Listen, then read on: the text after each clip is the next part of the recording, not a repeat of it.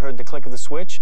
The pulse came through, fried out the electronics as far as the starter switch, but there's still battery power. That's why the windows still work. They run basically very simply. You've got some lights on the dash, but when you try to go to the ignition, nothing really there. It just dies.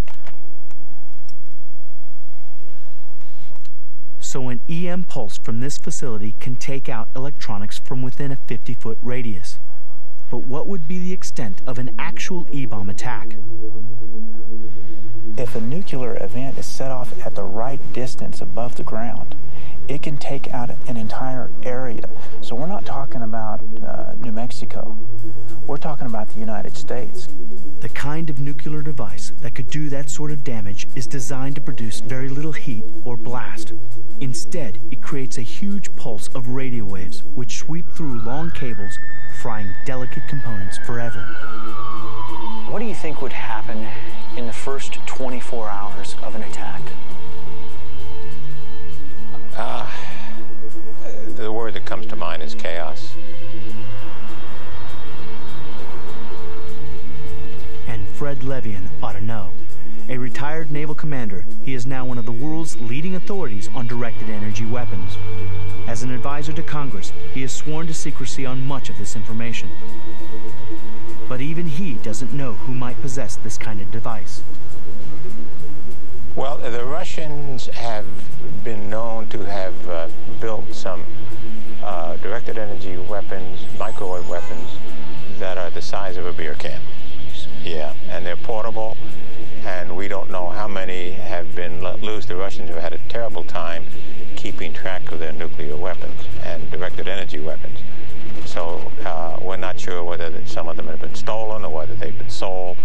So it's very difficult to have an accurate picture of what's available. So what would you have to do to be able to build a system like that? Have brains and money. Really? Yeah, it's as simple as that. How would a terrorist use an E-bomb or an E-impulse?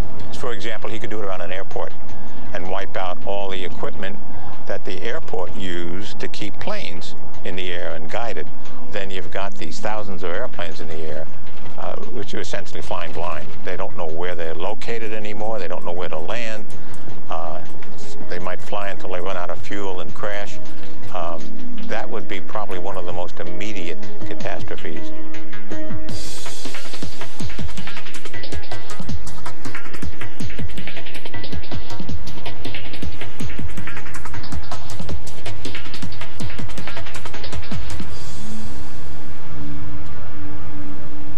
Or he could take it down to the New York Stock Exchange and detonate it there and wipe out trillions of dollars in people's money by shutting down the New York Stock Exchange. Traveling at the speed of light, an EMP attack would strike everything directly in its line of sight. The higher the altitude, the greater the devastation.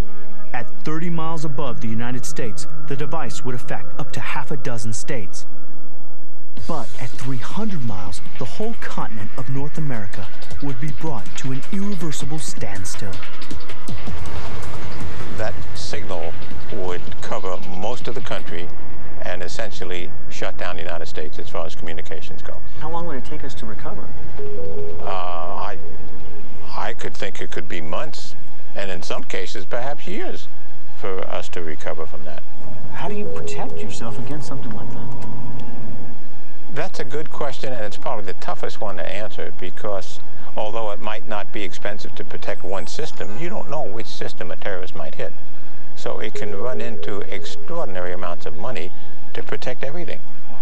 How severe is this threat? How actual is this threat? Unfortunately, on a scale of 10, I'd give it an 8.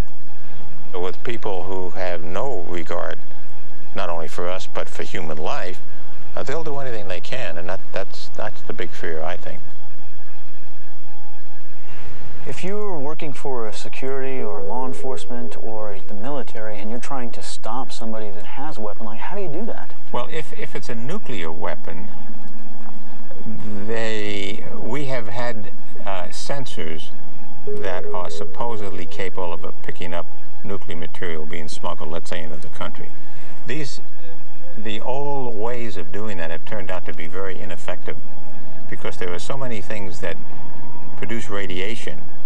For example, kitty litter can actually give off radiation. Really? Now, that's not nuclear radiation, but these early detectors couldn't tell the difference.